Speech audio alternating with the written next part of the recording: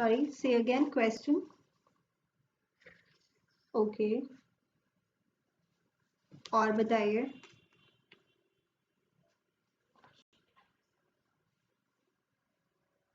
97. Okay,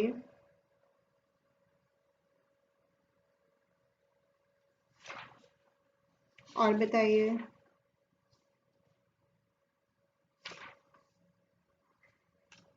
good evening निशे. Homework हो गया Roman?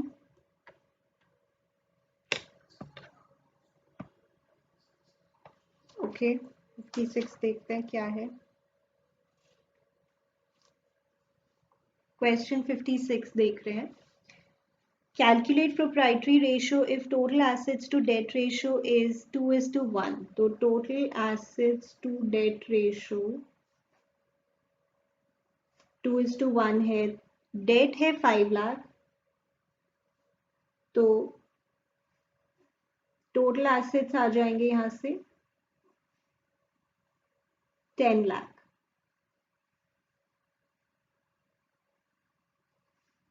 After that, equity share capital is 0.5 times of debt. Okay, equity share capital is 0.5 times of debt. Date है 5 लाख. तो कितना हो गया वैसे इक्विटी शेयर कैपिटल? फिर वो कह रहे हैं preference share capital is 25% of equity share capital. Equity share capital ये निकला. तो कितना हो गया ये? 62,500. Okay, then net profit before tax is this and rate of tax is this. अच्छा, जैसे आपको पता है जो प्रोप्राइटर्स फंड्स होते हैं उसमें मैं आपको बोलती हूँ ब्रॉडली शेयर कैपिटल और reserves and surplus. Share capital और रिजर्व्स एंड सरप्लस. क्या रिजर्व्स एंड सरप्लस में प्रॉफिट आता है? यस, प्रॉफिट आना चाहिए ना इसमें. तो प्रॉफिट अब हमें चाहिए, तो आप एक गेस करो कि वो प्रॉफिट जो बैलेंस शीट में जाता होगा वो कौन सा जाता होगा, बिफोर टैक्स वाला या आफ्टर टैक्स वाला? I think it's easy to guess because अगर आपको एसपीएल का फॉर्मेट याद है तो वहां पे हम पहले प्रॉफिट बिफोर टैक्स निकालते हैं, फिर टैक्स माइनस करते हैं और फिर आफ्टर टैक्स निकालते हैं. And that is our final thing which we send to balance sheet. जैसे ये प्रॉफिट बिफोर टैक्स, फिर टैक्स माइनस करते हैं, फिर प्रॉफिट आता है actual profit which is then sent to balance sheet. तो अब मुझे क्या करना चाहिए? मुझे निकालना चाहिए profit after tax. So 10 lakh में से 40% माइनस कर दो, 6 लाख आ जाएगा.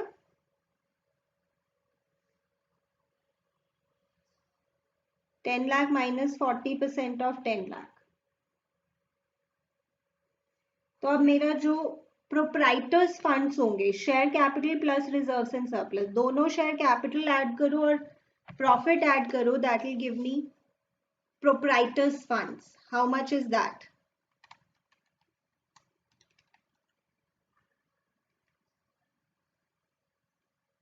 Right.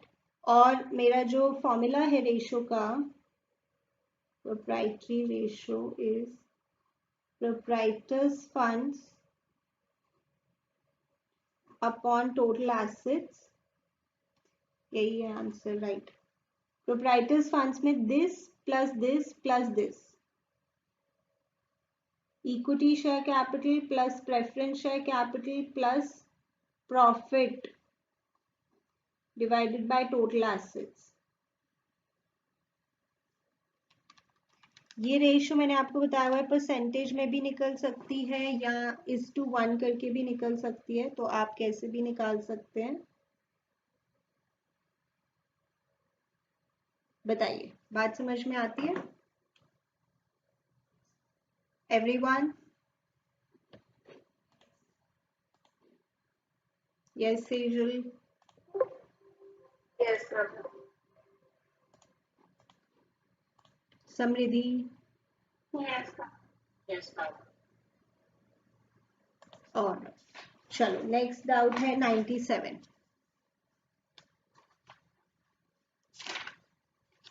Calculate trade payables turnover ratio, जिसका फॉर्मूला होता है net credit purchases divided by average trade pebbles.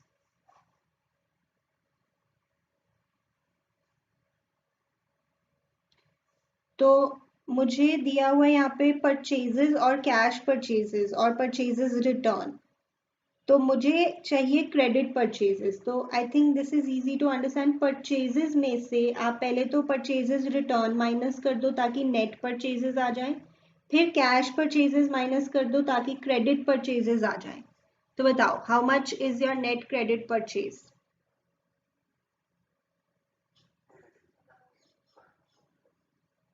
क्या बोला वैसे आपने?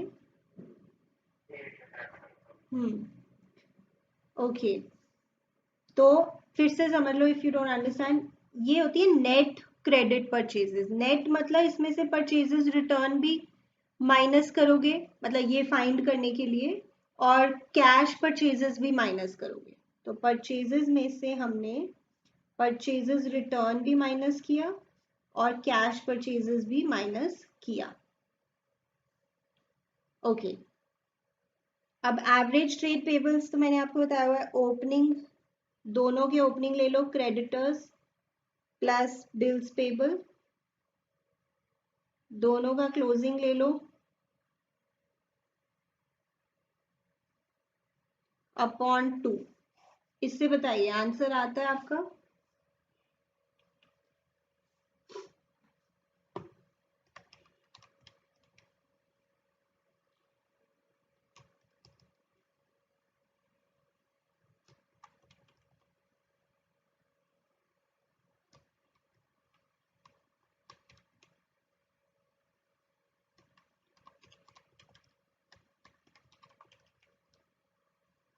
राइट। अब आप ये अपॉन 4 मत कर देना, आप कहोगे ये तो 4 आइटम्स है तो 4 नहीं, हमें चाहिए था opening trade payable plus closing trade payable upon 2। तो ये ओपनिंग ट्रेड पेबल है, ये क्लोजिंग ट्रेड पेबल है। The answer is 7 times. Do you understand? बोलो।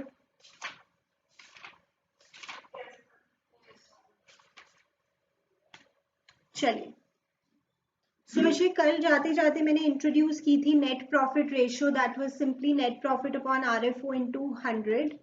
और नेट प्रॉफिट जो होता है वो हमारी पीएनएल की बैलेंसिंग फिगर होती है। Let's talk about question number 136। Everyone please take out question 136। Sales है 8,20,000 और रिटर्न्स गिवन है, नेट सेल्स गिवन है और रिटर्न्स गिवन है। क्या मुझे रिटर्न्स को माइनस करना है नेट सेल्स में से? नो। कॉर्फो गिवन है, ऑपरेटिंग एक्सपेंसेस है, इंटरेस्ट ऑन डिबेंचर्स है, gain on sale of fixed asset है। ओके, पहले तो ये बताओ, I told you in the last class, interest on loan, is it an operating expense? Yes or no? No. Alright, यहाँ पे अब देखो मुझे, पहले ना मुझे जीपी बता दो कितना आ रहा है।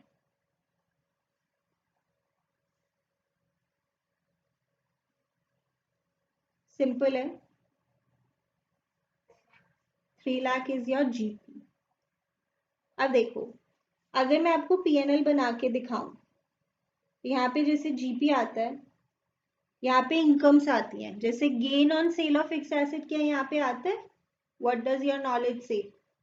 Yes, profit on sale of fixed asset. यहाँ पे आपका आ गया जैसे ऑपरेटिंग एक्सपेंसेस, मैंने आपको बताया था ऑपरेटिंग एक्सपेंसेस वो खर्चे होते हैं जो पीएनएल में दिखाए जाते हैं और जो मेरे ऑपरेशन से डायरेक्टली रिलेटेड होते हैं। डायरेक्टली वर्ड शायद आपको कंफ्यूज कर सकता है, क्योंकि डायरेक्ट वर्ड अगर मैंने बोल दिया तो वो आप डायरेक्ट एक्सपेंसेस पे ना चले जाओ, वो अलग है, वो ट्रेडिंग में होते हैं। तो ये मेरे ऑपरेशन से मेनली रिलेटेड होते हैं। Okay, other than this, interest on debentures भी क्या यहाँ पे आएगा? यस, इंटरेस्ट ऑन डिबेंचर्स या इंटरेस्ट ऑन लोन, कुछ भी, it is also an expense, और ये ऑपरेटिंग में नहीं है, ये ऑपरेटिंग से अलग है। 40,500। अच्छा, अब नेट प्रॉफिट निकाल लो, इसे बैलेंसिंग फिगर सिंपल है।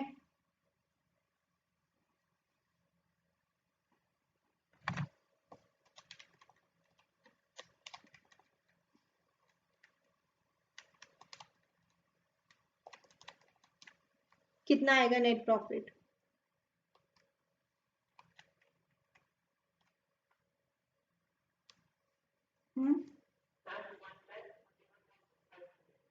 ये आ रहा है सबका? अब नेट प्रॉफिट रेशियो क्या होती है? Net profit upon RFO into 100। So 1,31,500 divided by RFO into 100. This is going to give you 16.036 or 16.04%.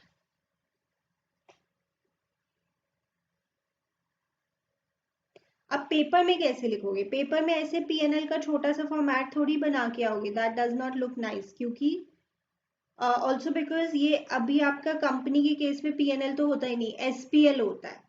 But logic समझने के लिए हम P&L को डेफिनेटली यूज कर सकते हैं। तो पेपर में आपको कैसे लिखना चाहिए? There you will going to write like this, gross profit plus gain on sale of fixed asset, क्योंकि ये इनकम है तो इसमें ऐड कर दो, माइनस खर्चे, ऑपरेटिंग खर्चे भी और अदर देन दैट जो है वो भी। Then you're going to get net profit. Do you understand? In exams, you're going to write like this.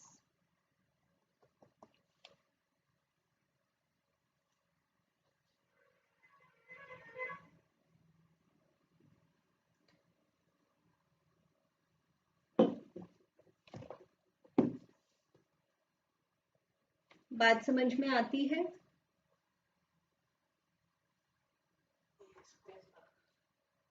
आगे बढ़े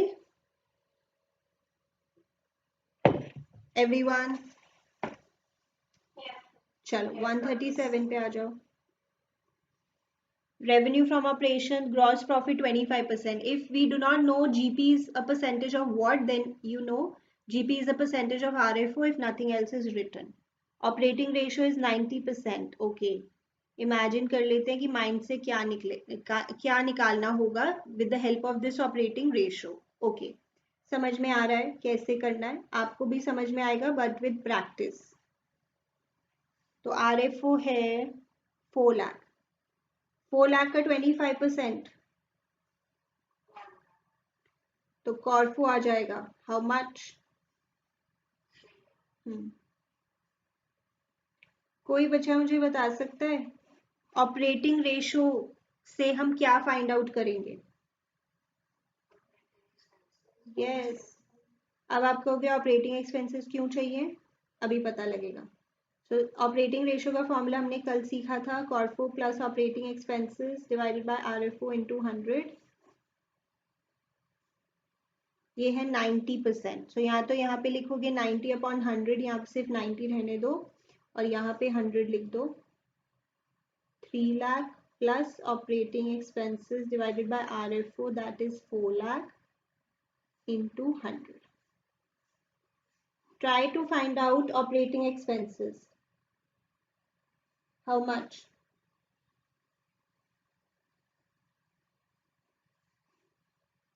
$60,000?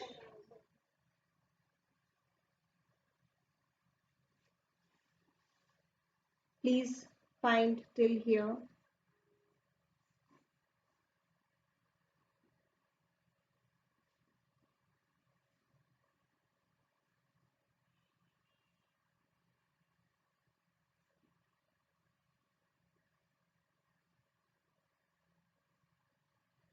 तो P&L का फॉर्मेट अगेन आपकी अंडरस्टैंडिंग के लिए है।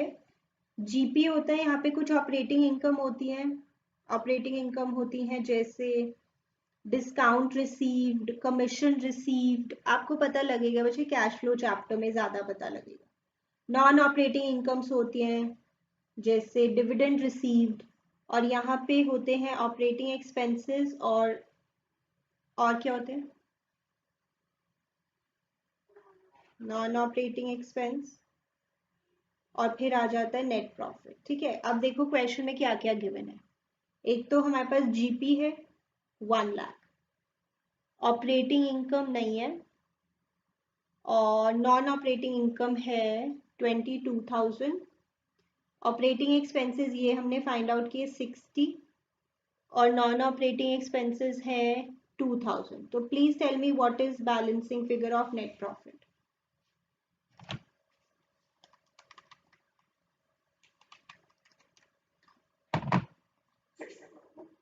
$60,000 for everyone.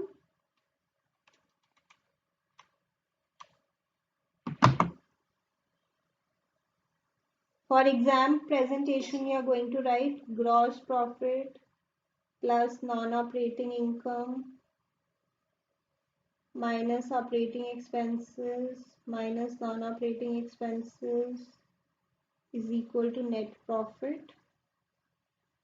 Gross profit हो गया 1 lakh plus non operating income हो गया 22,000 minus 60,000 minus 2,000 is equal to net profit, that is 60,000. Yes.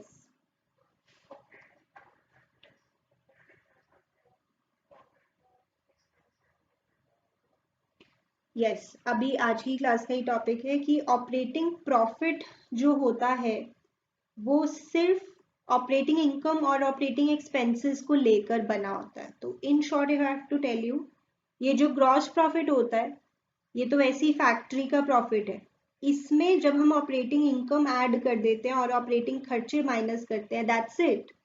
तो हमारे पास जो प्रॉफिट आता है उस सिचुएशन में उसे कौन सा प्रॉफिट कहेंगे? Only if we, yes, only if we consider operating income and operating expenses or we are finding profit, that is actually operating profit. Net profit is not operating profit क्योंकि net profit निकालने के लिए हमने कुछ non operating चीजों को भी account for किया है, राइट?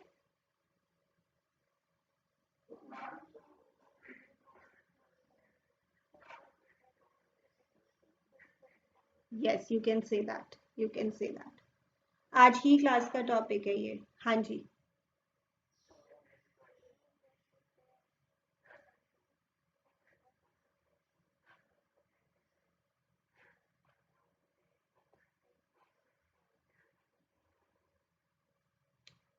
ओके। ऑपरेटिंग प्रॉफिट से आप क्या करेंगे फिर? What will you try to do with that? actually there is no term which is called non-operating profit. मतलब this is not a popular term which is used in accounts.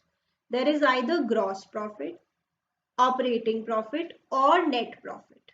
There is no specific term like non-operating profit, right? तो इसलिए हम उस direction में नहीं जा रहे, because अगर मैं लिख रही हूँ नॉन ऑपरेटिंग प्रॉफिट तो ये सही नहीं लगता, because this is not a term that we use in accounts. आपने जब बोला कि operating profit plus non operating profit is net profit, I said yes, because वैसे तो यही होगा, बट इस टर्म को हम यूज नहीं करते अकाउंट्स में, इसलिए हम उस डायरेक्शन से नहीं इसको सॉल्व करेंगे, राइट? वैसे अगर आप मतलब अपने नॉलेज के लिए वैसे सॉल्व करना चाहते हो करके देख लो, बट वो आपके एग्जाम के लिए नहीं चलेगा, ठीक है?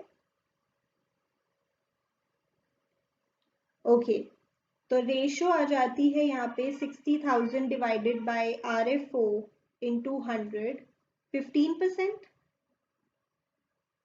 Everyone please check. हो गया सबका यहाँ तक? अब हम एक और कर लेते हैं, लेट अस डू 134।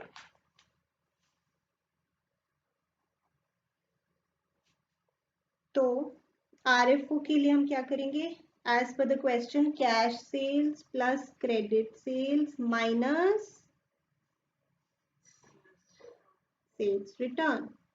अब आप कहोगे कई बार तो हम सेल्स रिटर्न माइनस करते हैं, कई बार तो नहीं करते। You can not cram it. अगर RFO गिवन है तो हम सेल्स रिटर्न माइनस नहीं करते क्योंकि वो ऑलरेडी नेट होती। बट यहाँ तो हम इंडिविजुअली ऐड करेंगे, तो अभी हम खुद से ही करने वाले हैं, प्लस भी करेंगे और इसको माइनस भी करेंगे। 2,20,000 plus 3,00,000 minus 20, how much is it? Okay, अब ग्रॉस प्रॉफिट में विषय as per the question, gross profit में मैं ऑपरेटिंग एक्सपेंसेस को क्या करूं? माइनस, क्योंकि ये खर्चा है, सिंपल लॉजिक रखो, इसको माइनस कर दो। नॉन ऑपरेटिंग इनकम को क्या करूं? प्लस कर दो। नॉन ऑपरेटिंग एक्सपेंसेस को क्या करूं?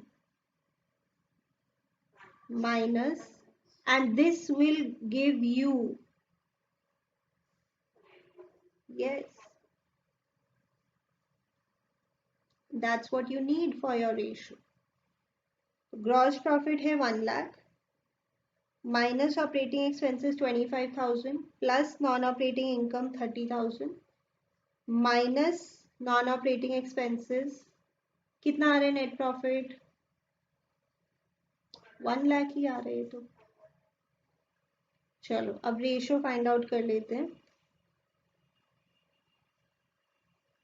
Net profit upon RFO into 100. So 1,00,000 divided by 5,00,000 into 100. ठीक है, यहाँ तक लिखें। 126 क्वेश्चन हमने कल कर लिया था ना अक्षय? 126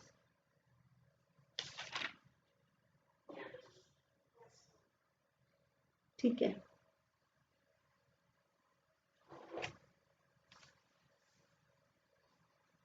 149 पर आ जाएंगे।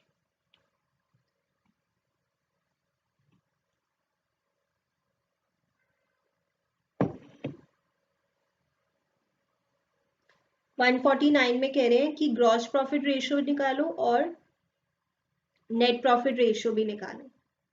इजी है वैसे ये question. I hope I did not give this as homework. No, alright. सबसे पहले ना यहाँ पे मैं निकालती हूँ कॉर्फो। डिक्रीज इन इन्वेंट्री क्या होता है? ओपनिंग माइनस क्लोजिंग या क्लोजिंग माइनस ओपनिंग?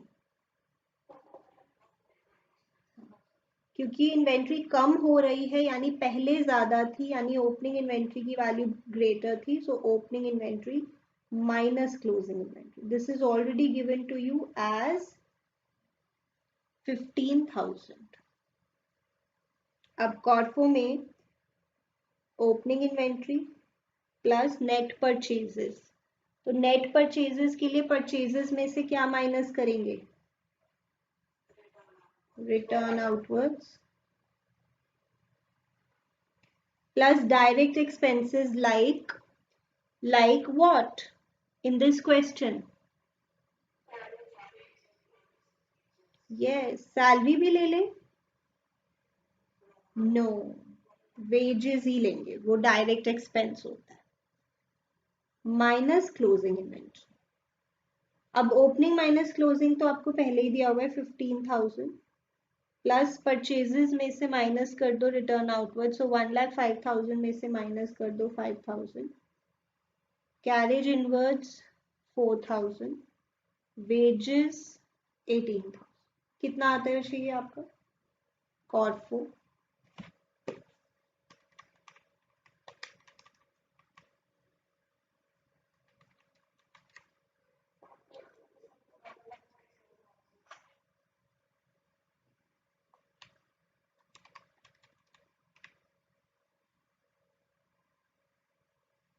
ठीक है, अब हम निकालेंगे जीपी।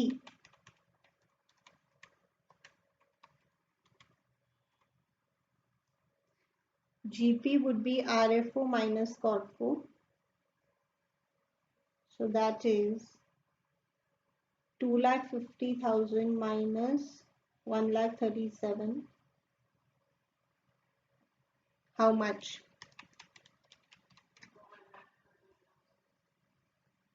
ठीक है, बस अब जीपी रेशियो फाइंड आउट कर लेते हैं। GP upon RFO into 100, 1,13,000 divided by 2,50,000 into 100, and that's going to give you 45.20%. Solve करके देख लो।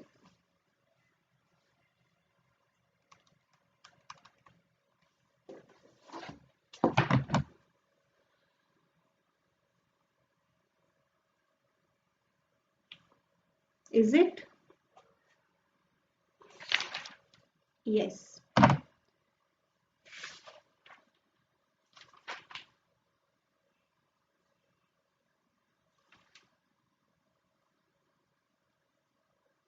ओके, अब नेट प्रॉफिट के लिए आप ग्रॉस प्रॉफिट में सारी इनकम्स ऐड कर दो और सारे खर्चे माइनस कर दो जो पीएनएल में दिखाए जाते हैं।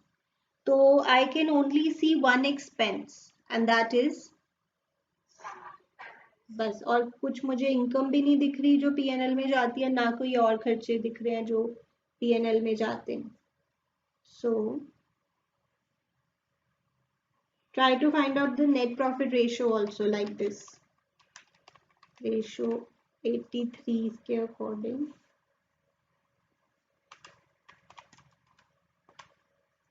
33.20।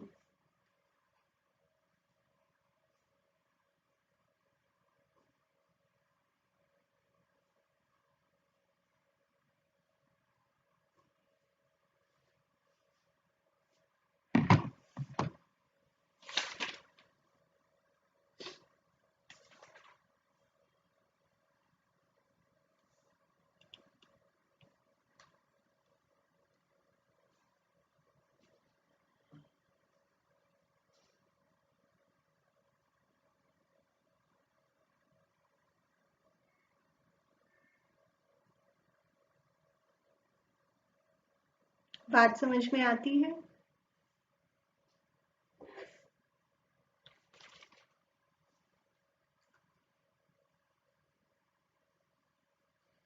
सबने लिख लिया? Next ratio, return on investment, or there is another name for it, return on capital employed.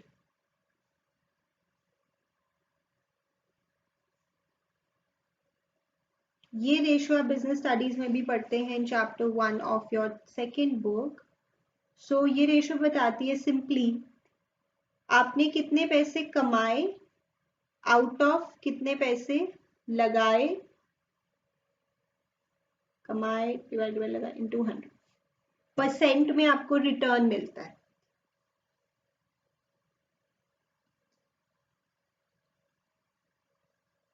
मान लीजिए आपने एमबीए की और एमबीए करने में आपने 50 लाख रुपीस लगा दिए,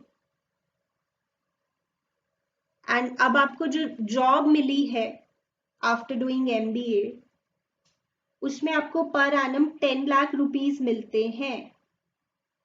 तो what is your return? How much? 20%। तो आप ये बताओ कितने सालों में आप कवर अप कर लोगे द कॉस्ट? 5 years में, है ना? इस तरह से मतलब हम कंक्लूजन्स ड्रॉ करते हैं that how much have we earned and how much we had put in, what is the return per annum, and then in how many years are we going to cover it up. तो return on investment is a very simple ratio, मतलब इसका meaning काफी clear है इसके formula से कि आपने जो पैसे लगाए हैं उसमें से कितने पैसे आपने कमाए हैं, परसेंटेज में इसका आंसर आता है। बताइए, समझ सकते हैं? Higher the better or lower the better? Higher the better. It assesses the overall performance, मतलब overall कितना अच्छा आप perform कर रहे हैं as a business. If your ROI is more, it means you're doing a good job. It assesses the overall performance of the enterprise.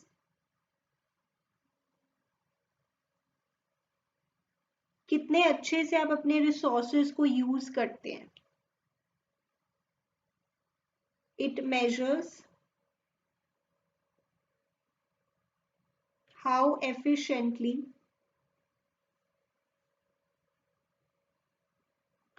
the resources entrusted to the business, मतलब जो business को दिए गए हैं resources वो business कितने अच्छे से यूज करता है. It measures how efficiently the resources entrusted to the business are used.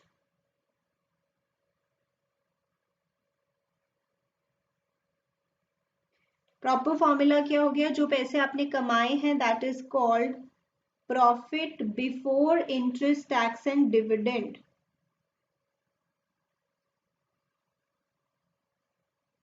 इनसे पहले वाला प्रॉफिट. व्हाई? बिकॉज फिर इसके बाद तो वेरिएशन हो जाती है ना. कोई कंपनी है जिसने डेट लिया हुआ है या नहीं, पता नहीं इंटरेस्ट देना है या नहीं, डिविडेंड देना है या नहीं, मतलब ये जो खर्चे हैं ये थोड़े से वेरी कर सकते हैं. इसलिए इनसे पहले वाला प्रॉफिट देखो. Profit before interest, tax and dividend divided by जितने पैसे आपने लगाए हैं in the business, that is called capital employed, into 100.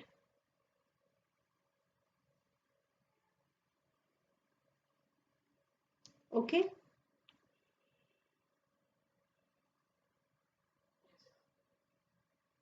So this is return on investment.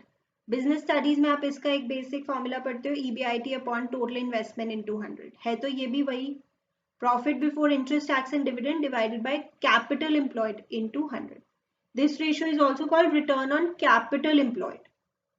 Obviously because capital employed से आप कंपेयर कर रहे हो.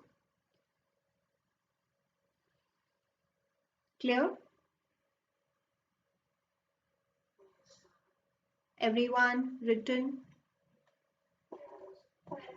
Alright, अभी रामबाण के अकॉर्डिंग मैंने आपको बताया हुआ है वैसे ये कि जैसे यहाँ पे ब्रॉडली होता है share capital, reserves and surplus, long term debt और short term debt which is CL, और यहाँ पे होता है non current fixed assets, non current investments जिनको हम मिला के बोल देते हैं नॉन करंट एसेट्स और करंट एसेट्स. तो अकॉर्डिंग टू दिस ये तीनों को मिला के हम बोलते हैं कैपिटल एम्प्लॉयड. और ये जो लॉन्ग टर्म डेट होता है ना, इसमें ब्रॉडली दो चीजें ज्यादा पॉपुलर होती है क्वेश्चंस में. एक तो लॉन्ग टर्म बोरोइंग और एक long term, can you guess what? Provision. Long term borrowing plus long term provision, this is more common in the question. ठीक है, तो ये आप फिर से लिख सकते हैं if you want to write. Share capital plus reserves and surplus plus long-term debt gives you capital employed, and this long-term debt usually comprises of long-term borrowing and long-term provisions.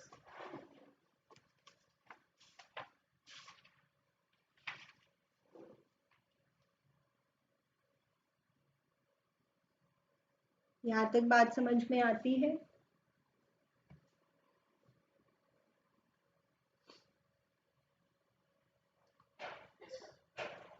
Okay, let us look at a question.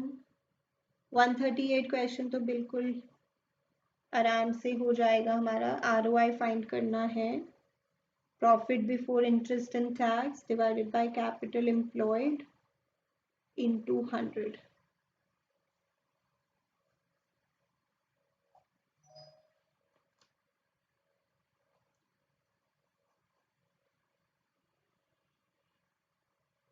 यहाँ तक कर लो, then I will talk about question 139.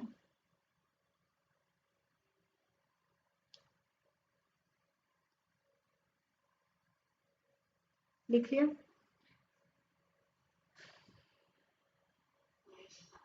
Okay, 139 question में. Okay, so here in the next question, fixed assets given है आपको और net working capital.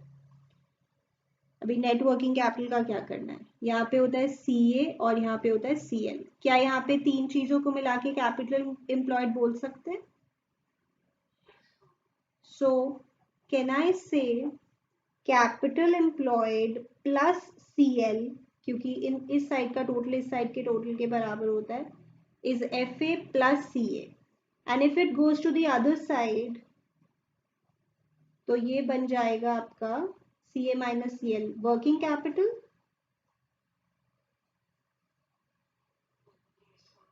तो capital employed आप इस तरह से भी फाइंड आउट कर सकते हैं। व्हाट डू यू से? Everyone can understand this? Yes, तो ये आपको यूज करना आता है बिकॉज यू हैव यूज्ड रामबाण अर्लियर ऑल्सो। वैसे यहाँ पे आपको करंट एसेट्स भी दे दिए उन्होंने, अगर नहीं भी देते तो भी हमारा काम चल जाता just with the help of working capital. तो बताइए कैपिटल एम्प्लॉयड कितना आता है?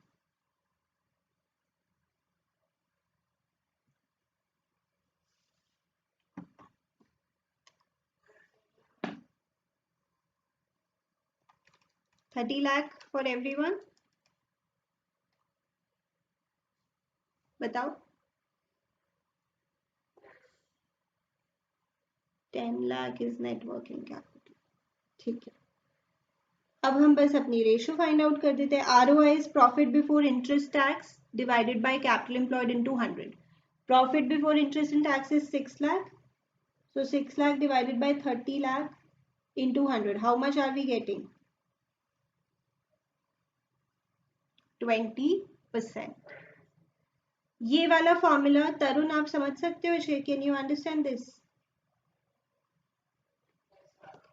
सो यहाँ पे जैसे मेजरली 3 चीजें होती है, share capital, reserves and surplus और लॉन्ग टर्म डेट, उन तीनों को मिला के हम कैपिटल एम्प्लॉयड कहते हैं। और उसके अलावा यहाँ पे CL बचता है, which is short term debt, and here we have non current assets and current assets. Non current assets नहीं है एज सच, तो फिक्स्ड एसेट्स गिवन है। दोनों साइड्स का टोटल बराबर होता है, so we can say capital employed plus CL is equal to FA plus CA।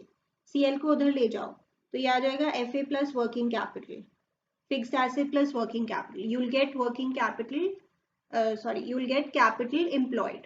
बताइए रोशाली, is it clear?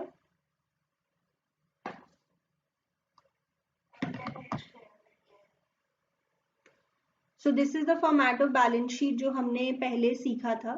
Here we have 3 items broadly, share capital, reserves and surplus and long term debt। उन तीनों को मिला के हम capital employed कहते हैं। तो मैंने तीनों को अलग अलग नहीं लिखा, मैंने उसकी जगह कैपिटल एम्प्लॉयड ही लिख दिया। And other than this we have current liability on the liability side. Here we have fixed assets and current assets. मुझे चाहिए capital employed for my ratio. दोनों साइड का टोटल इक्वल होता है बिकॉज ये बैलेंस शीट है। So I can say capital employed plus current liability is equal to FA plus CA। Can you understand this? CL को अगर हम उधर ले जाएं तो CA माइनस CL क्या होता है? यस, तो कैपिटल एम्प्लॉयड को हम कह सकते हैं is equal to fixed asset plus working capital. तो 20 lakh plus 10 lakh is 30 lakh is your capital employed, right?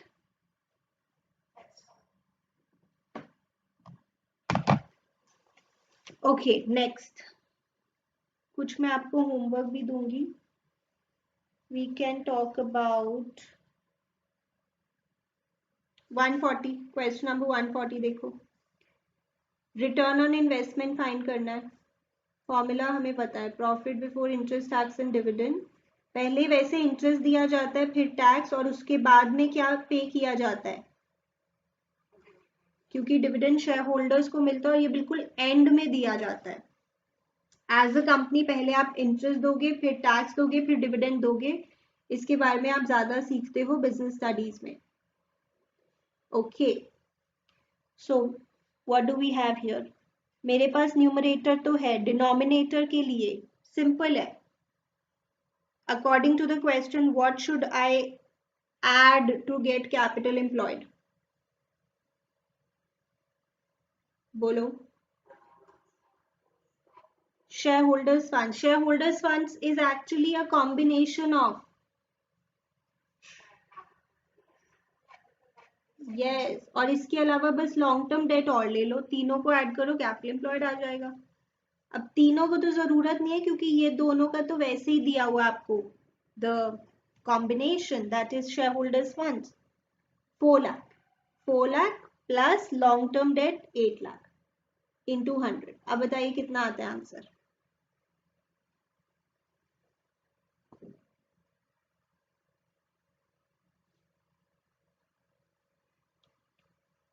How much? 33.33%। चलो next 141। Now this would be interesting. यहाँ पे आपको दिया हुआ है profit after interest and tax. Do I need this for my ratio? Straight away can I use this? No. तो इसके लिए जैसे स्टेटमेंट होती है एक profit before interest and tax, पहले ये वाला प्रॉफिट होता है, फिर इसमें से इंटरेस्ट दिया जाता है, फिर आता है प्रॉफिट बिफोर टैक्स, फिर उसमें से टैक्स दिया जाता है, और फिर आता है प्रॉफिट आफ्टर टैक्स, और you can say after interest and tax, दोनों के आफ्टर।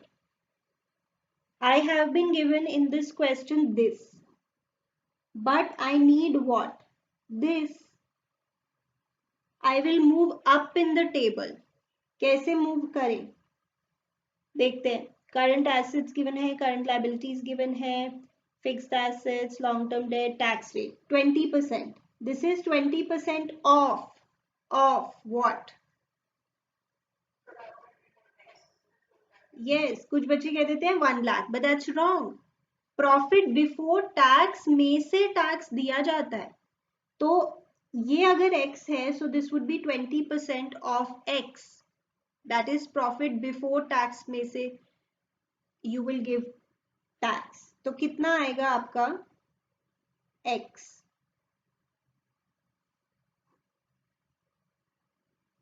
बताइए।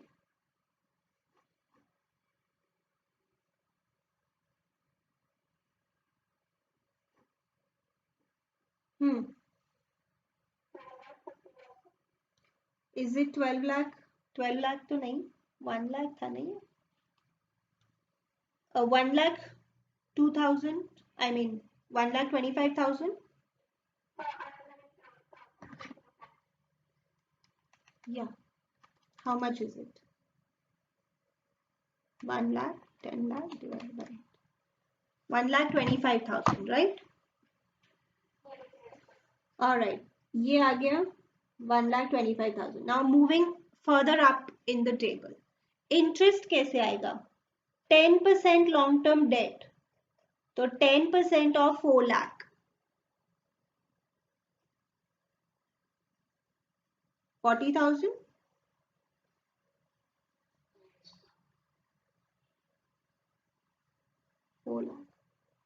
अब बताओ कितना आएगा profit before interest and tax? कोई वैल्यू है, जब उसमें से 40,000 माइनस हुआ तो 1,25,000 आया।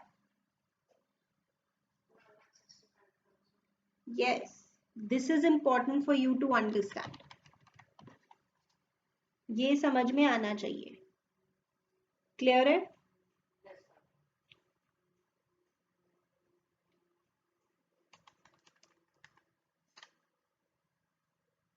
उसके बाद कैपिटल एम्प्लॉयड चाहिए। कैसे निकालें capital employed? Roshali, can you try?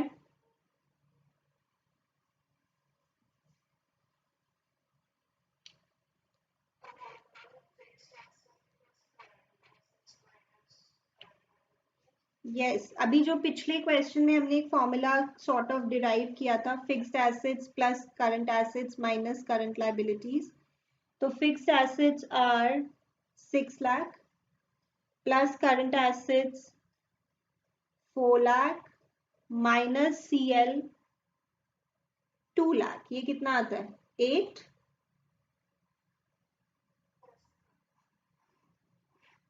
Right. So that's it. Now we'll get our ratio. Profit before interest and tax 1,65,000 divided by capital employed into 100. This is how much? 20.625%. बताइए। समझ में आती है ये बात?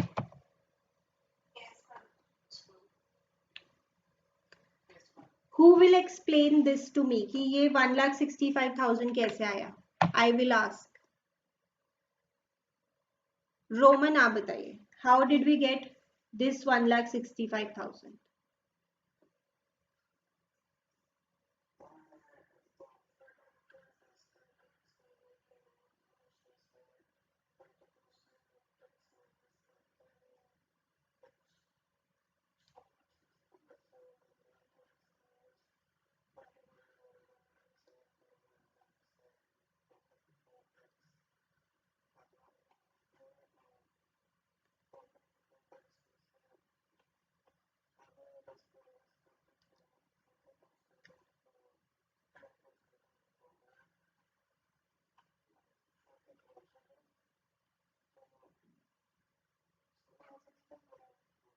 ये 1,65,000 कैसे आया? मतलब आपने क्या किया इसको निकालने के लिए? मुझे एग्जैक्ट थोड़ा स्प्लिट करके बताओ।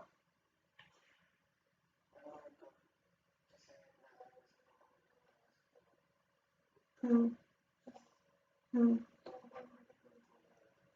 हाँ राइट, तो वो वैल्यू ये होगी।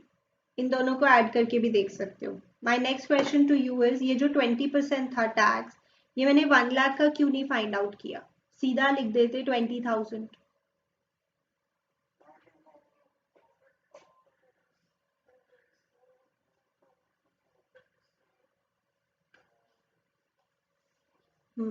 Tax is always calculated as a percentage of profit before tax, right?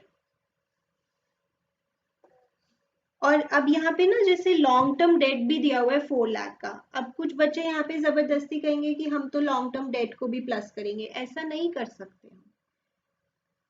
मतलब जब हम यहाँ पे देख रहे हैं it is FA plus CA minus CL, तो अपनी मर्जी से जबरदस्ती लॉन्ग टर्म डेट को यहाँ पे प्लस मत कर देना, just because it is given in the question. बताइए, बात समझ में आती है?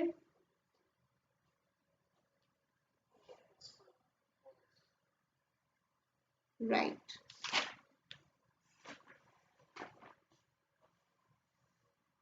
होमवर्क लिखें 155।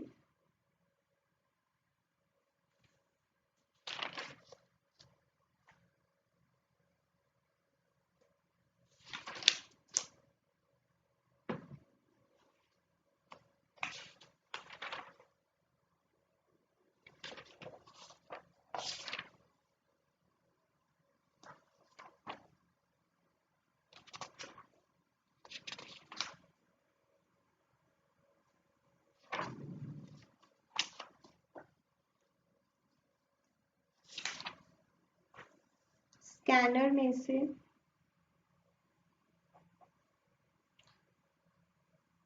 Question 24 to question 28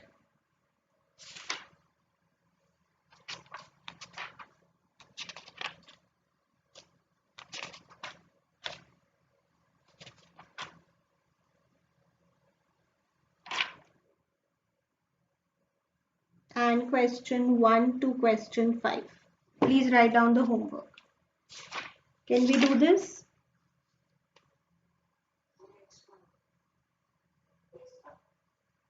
Abhishek, last question for today. I'm leaving it to you because this question is similar to what we have done right now. तो आप करके मुझे बताएंगे क्वेश्चन 142 अभी, और मुझे आंसर सेंड करेंगे, पिक्चर सेंड करेंगे अपने आंसर की। स्टार्ट करें क्वेश्चन 142। यहाँ पे भी आपको नेट प्रॉफिट आफ्टर टैक्स दिया हुआ है और मुझे अप जाना पड़ेगा इन द स्टेटमेंट। वो अपने आप देखो कैसे करते हैं, सिंपल है। Can we do this? Roshali, Roman, चलो करो जी।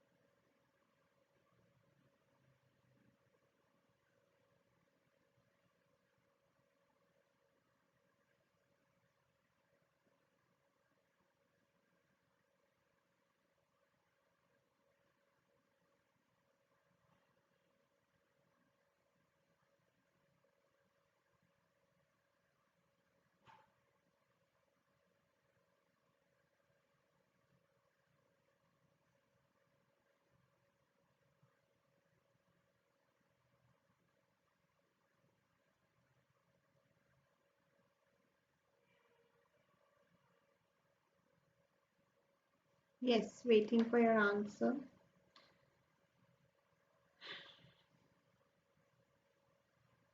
Good, Raghav.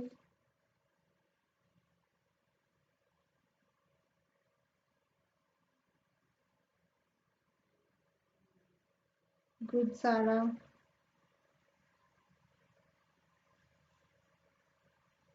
Good, Sejal.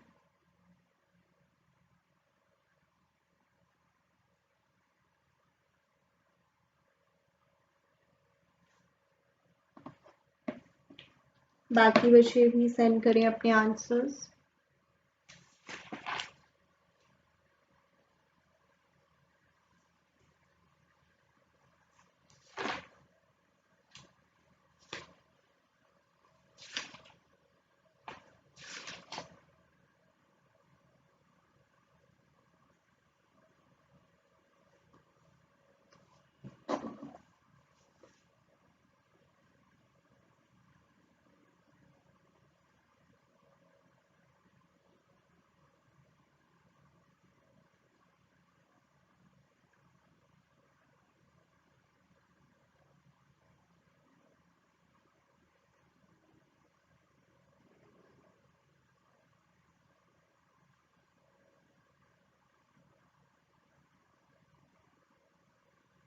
बाकी बच्चे okay got.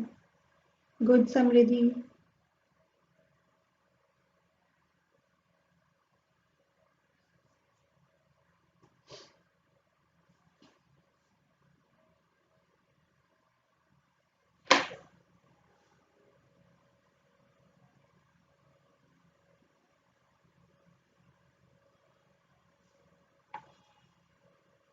Rest of you, please send your answers quickly. Tarun, Roman, Radhika, Roshali.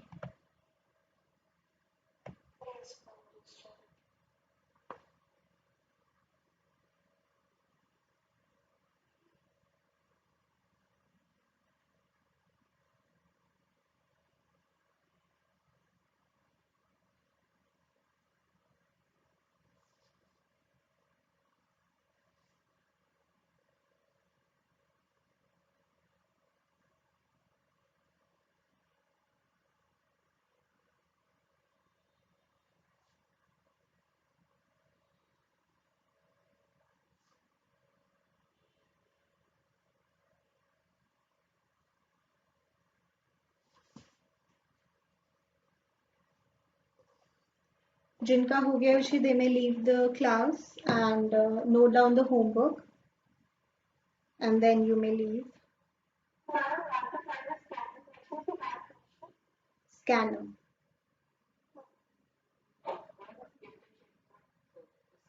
Yeah, not correct, Ashit. This is not correct. I will send you the correct answer. You have a look. देखो कि आपने क्या mistake किया.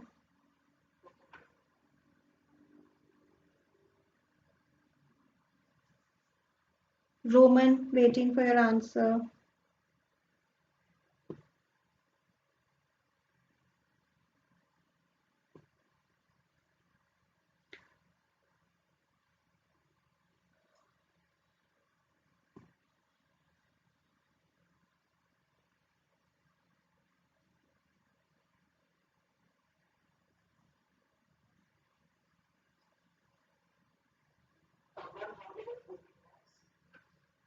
See, we are going up in the table. So जैसे पहले तो आपको सबसे पहले you'll have to find profit before tax by taking it as X. पहले तो you should get this. What is this? 13 lakh. 13 lakh आना चाहिए पहले तो आपका. Have you got that? Okay, you got 13 lakh. Then you just have to move a little up in the table. So आपको interest की calculation सही नहीं है. Interest would be 10% of 10 lakh. Interest is on long term date, तो ये debentures की value पे निकलेगा. Yes.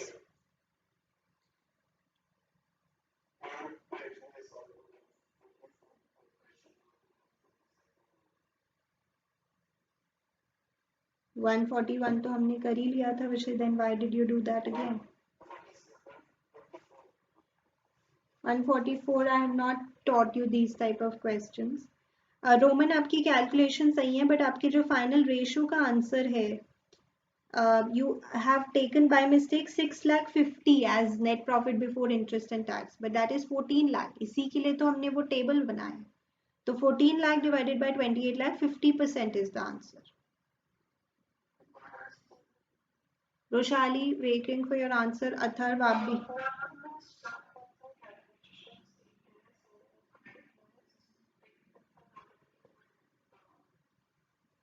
Where are you stuck? Prof 10 lakh ka 10%. It's quite straightforward.